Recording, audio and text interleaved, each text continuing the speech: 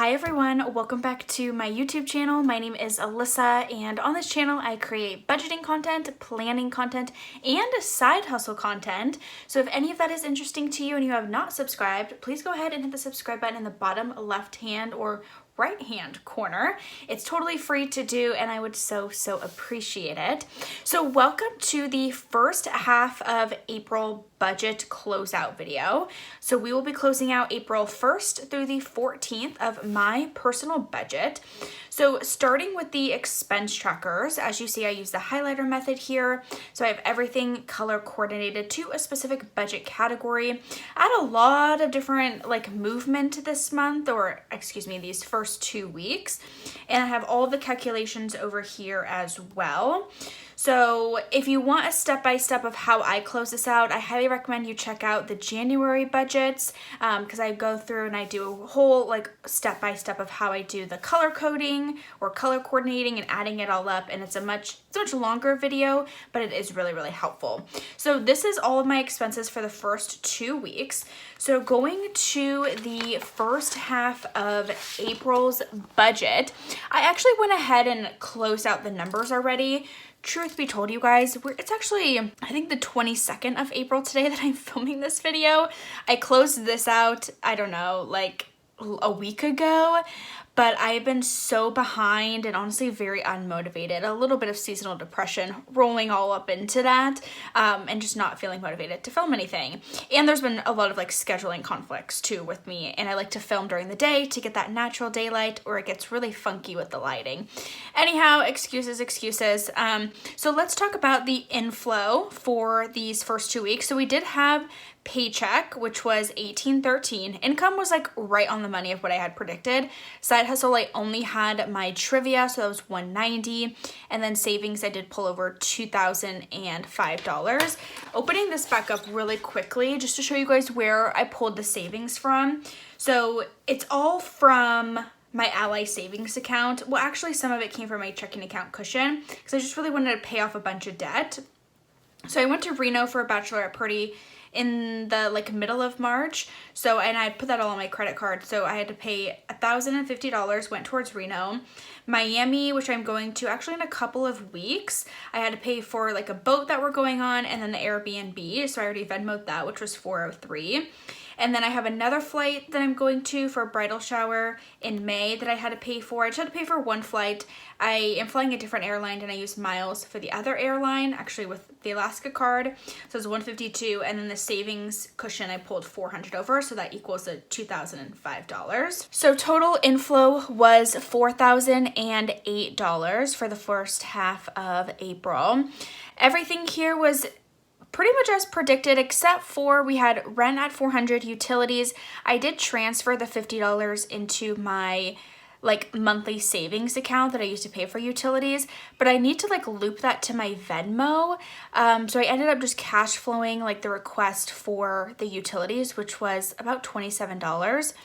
Pet insurance, life insurance was accurate. Student loan was $125. Acorns, Merrill, and therapy and Costco membership was all we had predicted.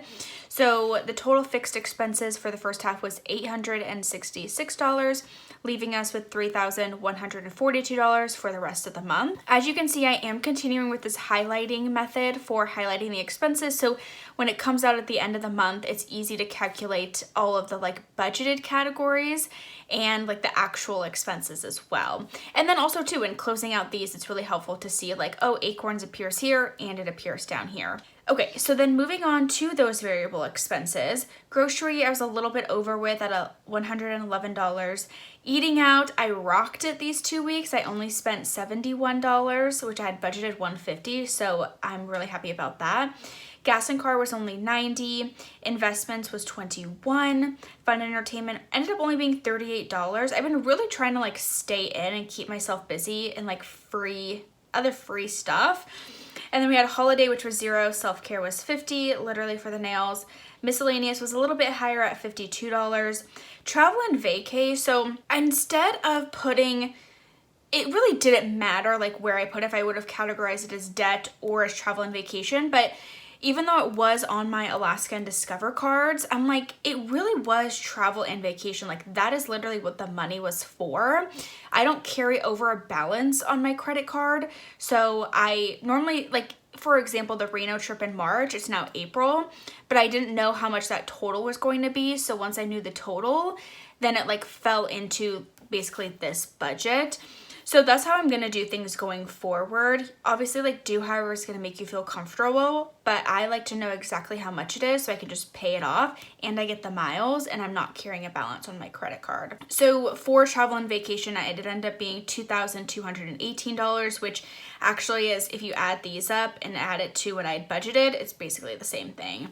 Pets was just $50, so the total variable expenses for the first half of April was $2,701, leaving us with $441 for the rest of the month. So everything, let's see, for sinking funds, we again, $441. I did put the $50 towards car maintenance, $800 towards future fun, $100 towards the vacation for this year, and $35 for next year. $40 went towards Costco. I ended up, it's like so weird. So when you go to the bank, I don't know who you guys bank with, but my bank, when I go, you like tap your card and you put in your PIN and you can do quick cash and it's $40. So I honestly just always do the quick cash and then I'm in and out in like under 60 seconds with the ATM. So instead of $20, it ended up being $40 I put towards Costco, and then pets I ended up putting $45. So we put an extra $40 in total towards pets, which gave us $350, leaving us with $91 left over. I ended up not making a single payment on my credit cards, just that would be categorized as debt. So that was all zero. And then because I had $91 left over, I ended up putting $57 back towards my cushion because I know I used some there. And then I ended up putting $35 towards my house, like, down payment goal. So that ended up actually being $92. So it should have been like -1. I should have been in the -1, but my account is actually at 0. And that's all just due towards rounding. So I'm counting that as a big, giant win for the first half of May. Really excited how well that all worked out. And I'm so, so thankful that I have another 2 weeks where I am not freaking bonkers on my budget and like things ended up being exactly as we planned. We didn't go over budget. So I'm really, really happy about that.